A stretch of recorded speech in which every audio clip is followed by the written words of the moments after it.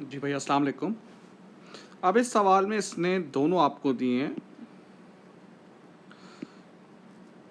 Sales ledger control account,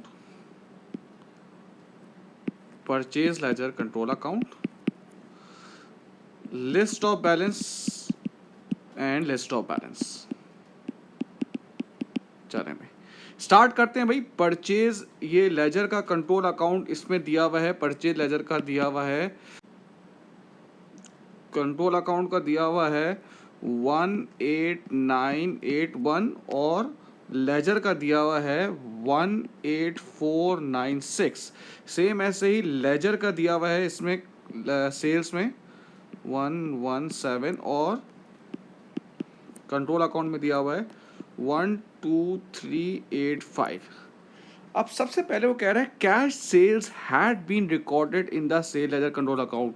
चलो भाई, हमेशा याद रखें भाई, कैश सेल्स क्या कभी डेटर के अकाउंट में जाती हैं, कंट्रोल अकाउंट में जाती हैं, सेल्स डे बुक में जाती हैं? सिर्फ सेल्स डे बुक वगैरह में सिर्फ क्रेडिट सेल्स जाती हैं। तो आपने गलती से यहाँ पर कैश सेल्स कंट्रोल अकाउंट में रिकॉर्ड कर दी।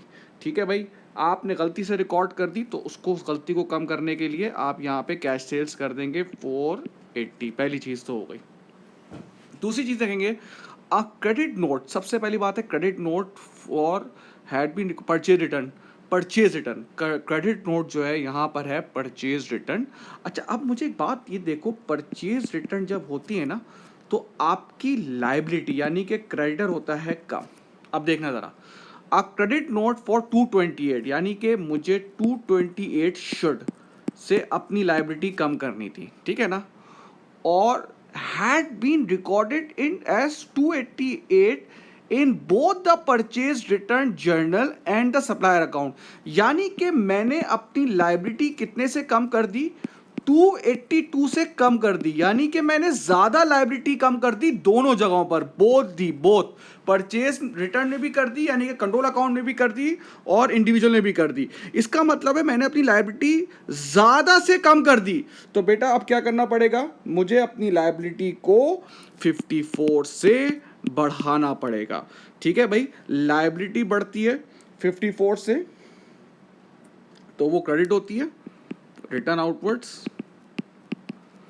ठीक है, और यहाँ भी 54 आपने, क्योंकि दोनों जगह गलती थी। ठीक है भाई, अब थर्ड देखें, the account of a customer with a balance of 485 had been set off against this account in the purchase ledger. ठीक है, no record of this transaction had been made in purchase ledger control account. खुद ही उसने बता दिया कि ये contra की entry purchase ledger control account में रिकॉर्ड नहीं हुई है। तो कॉन्ट्रा आपको पता है इधर आता है 485। फिर फोर्थ कह रहा है interest of 67 charge by trade supplier on overdue trade had not been record in the books. दोनों जगह रिकॉर्ड ही नहीं हुआ। इंटरेस्ट आपको पता है इधर रिकॉर्ड होता है भाई, इंटरेस्ट दोनों जगह रिकॉर्ड कर देंगे हम 67। Last, a dishonoured cheque, unpaid cheque had been correctly recorded in the cash book but had been posted to the credit side of a customer account. देख लो भाई, अनपेड चेक जाता है डेबिट साइड पे और आपने रिकॉर्ड कर दिया क्रेडिट साइड पे। देख लें भाई, थोड़ा सा अगर मैं इसको कम करके बताऊं आपको, ये रहा ट्रेड रिसीवेबल डेटर का अकाउंट, बढ़ता है तो यहाँ आता है, कम होता है।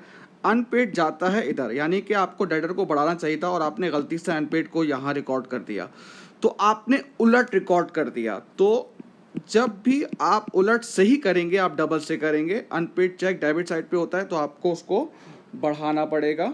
अनपेड चेक को डबल से 394 इंटू 2 788, तो ये आपका आ जाएगा 11905। ये भी देख लें भाई, 11905।